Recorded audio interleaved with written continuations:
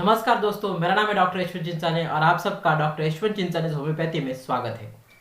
आज हम इस वीडियो में देखने वाले हैं होम्योपैथिक डिलीवरी किट के बारे में।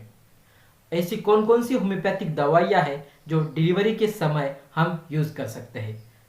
तो चलो फ्रेंड्स, ये वीडियो हम स्टार्ट करते हैं।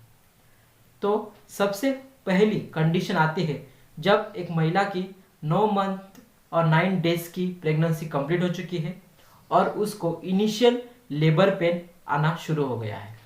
तो ऐसे समय पे अगर लेबर पेन हमको जैसा चाहिए वैसा नहीं रहता है तो उस कंडीशन में हम जेल्सिमियम नाम की होम्योपैथिक दवाई यूज़ कर सकते हैं।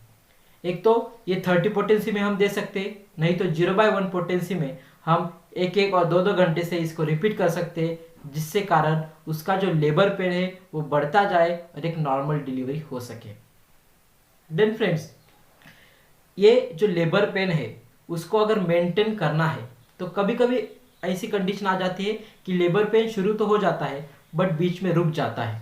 तो अगर लेबर पेन को मेंटेन करना है तो होम्योपैथी के सबसे कारगर दवा में आती है पल्सिटिला। पल्सिटिला नामक दवा हम इस कंडीशन में दे सकते हैं। ये दवा भी हम 30 पोटेंसी नहीं तो 0/1 पोटेंसी में हम यूज़ कर सकते हैं और इसको भी एक एक घंटा और दो घंटे से हमको रिपीट करना पड़ सकता है। देन फ्रेंड्स, अनदर मेडिसिन जो आती है इस कंडीशन में, उस कंडीशन का नाम है सर्वाइकल डायलेटेशन। मतलब जो बच्चेदानी है उसका मुंह कभी कभी खुल नहीं पाता है डिलीवरी के समय में। तो इस कंडीशन में अगर वो बच्चेदानी का जो स्टार्टिंग पॉइंट होता है अगर उसको हमको ओपन करना है, मीन्स सर्वाइकल डायलेटेशन करना है, तो उसके लिए होम्योपैथी में सबसे कारगर दवा है कोलोफाइलम। कोलोफाइलम ये हम मदर टिंचर में दे सकते हैं, नहीं तो 1 ml और 10 ml पोटेंसी में हम एक एक दो घंटे से रिपीट कर सकते हैं, जिसके कारण नॉर्मल डिलीवरी हो सकती है। देन ऐसी भी एक कंडीशन आती है जब बच्चा बच्चेदानी से बाहर नहीं निकल रहा है तो हमको इपिज़ियोटॉमी करके एक प्रोसीजर होता है वो करना पड़ता है, और उसके बाद बच्चा जब बाहर आता है उसके बाद उस जगह पे हमको स्टिचेस देने पड़ते हैं, मीन्स टाके लगाने पड़ते हैं, तो उस जगह पे कुछ इन्फेक्शन ना हो जाए और वो जल्दी हील होने के लिए हम होम्योपैथी की सबसे कारगर दवा आर्निका को यूज़ कर सकते हैं।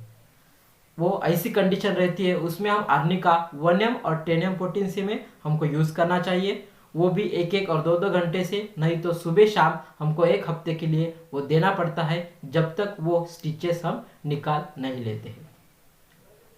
देन बहुत बार ऐसा हो जाता है कि डिलीवरी तो हो गई बट जो महिला है उसके बच्चेदानी से और यूटेरस से बहुत सारा ब्लड निकल रहा है, खून निकल रहा है। तो इस समय में अगर खून निकल जाता है तो ब्लड प्रेशर कम होने के चांसेस हो सकते हैं और इस कंडीशन में जो महिला है वो कोलैप्स में जा सकती है, कोमा में जा सकती है, कुछ भी हो सकता है। तो ऐसे कंडीशन में अगर खून बहुत ही ज़्यादा बह रहा है और जिसके वजह से अगर बीपी कम हो रहा है तो ऐसे कंडीशन में हम मिलीफोलियम नहीं तो हिमापेलिस नामक दवा हम दे सकते हैं। जो मिलीफोलियम है, जो हिमापेलिस है, इसको हम 6 पोटेंसी में नहीं तो 30 और 1 ml पोटेंसी में हम रिपीट कर सकते हैं पेशेंट के कंडीशन कैसा है उसको देख के। देन फ्रेंड्स, पल्सिटिला देने के बाद भी कभी कभी जो लेबर पेन है वो बीच में रुक जाता है। तो इस कंडीशन में वो लेबर पेन को बढ़ाने के लिए हम वाइबर्नम ऑपुलस नामक दवा दे सकते हैं। वो भी हम 30 पोटेंसी में नहीं तो 1 ml और 10 ml पोटेंसी में देंगे और रिपीटेशन जो करेंगे वो एक एक दो घंटे से, नहीं तो पेशेंट का जो कंडीशन है उस पर वो डिपेंड करता है। देन अनदर एक ऐसी कंडीशन आती है जिसमें अगर बहुत ही खून अगर वो फीमेल का निकल गया है जो प्रेग्नेंट है और इस कंडीशन में वो एग्जॉस्ट हो गई है, जो महिला है वो पूरी थक चुकी है, वो कुछ रिस्पॉन्स नहीं दे रही है, तो ऐसे कंडीशन में हम चाइना नाम की दवा दे सकते हैं। ये जो दवा है हमको मदर टिंचर फॉर्म में देना है और उसको फ्रीक्वेंटली रिपीटेशन करना है, जिसके वजह से वो जो महिला है उसमें ताकत आए, जो रक्तस्राव हो रहा है वो कम हो जाए, बीपी भी नॉर्मल आ जाए। देन बहुत बार ऐसा भी होता है कि डिलीवरी के बाद में महिला पेशाब नहीं कर पाती है, जो यूरिन है वो पास नहीं हो पाता है। तो इस कंडीशन में हम एकोनाइट दवा दे सकते हैं। एकोनाइट 30 पोटेंसी या 1 m और 10 m पोटेंसी में हमको देना पड़ता है और उसको भी फ्रीक्वेंटली हमको रिपीट करना पड़ता है। देन कभी कभी ऐसा हो जाता है कि अगर एक महिला की नॉर्मल डिलीवरी नहीं हो गई, उसको सीजरियन प्रोसेस से अगर वो बच्चे को निकालना पड़ा, तो कभी कभी उसको इन्फेक्शन भी बैठ जाता है। वो टाकी के जगह पे इन्फेक्शन बैठ जाता है, नहीं तो पूरे बॉडी पे इन्फेक्शन बैठ जाता है, जिसको हम सेप्टिस्मिया कंडीशन बोलते हैं। तो इस कंडीशन में हम स्टैफिलोकोक्किनम नाम की एक दवा आती है, जिसको होम्योपैथी में नोजोड कहते हैं, वो भी हम इस कंडीशन में दे सकते हैं। और जनरली नोजोड 200 और 1 m पोटेंसी के आगे हम देते हैं।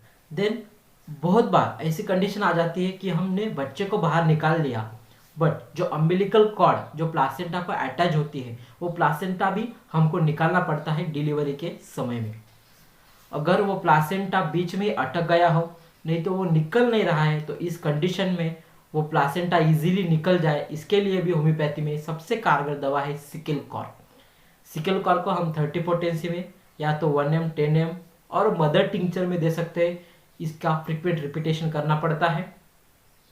देन कभी कभी ऐसा हो जाता है कि डिलीवरी होने के बाद भी 15-15 दिनों तक उस महिला के बच्चेदानी से खून निकलते जाता है, जिसको हम लॉचिया रूब्रा कहते हैं हमारे मेडिकल लैंग्वेज में।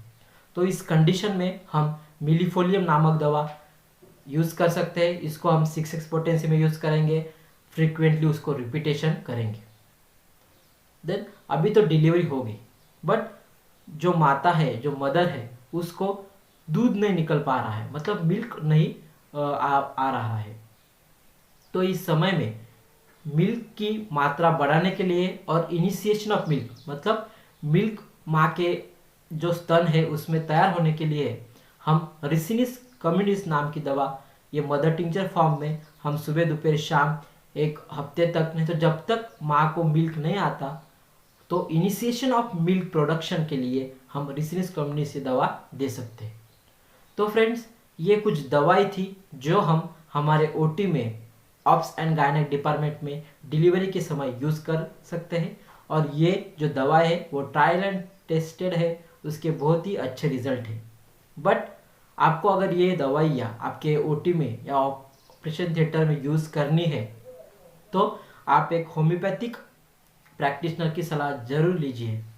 तो चलो फ्रेंड्स, थैंक यू।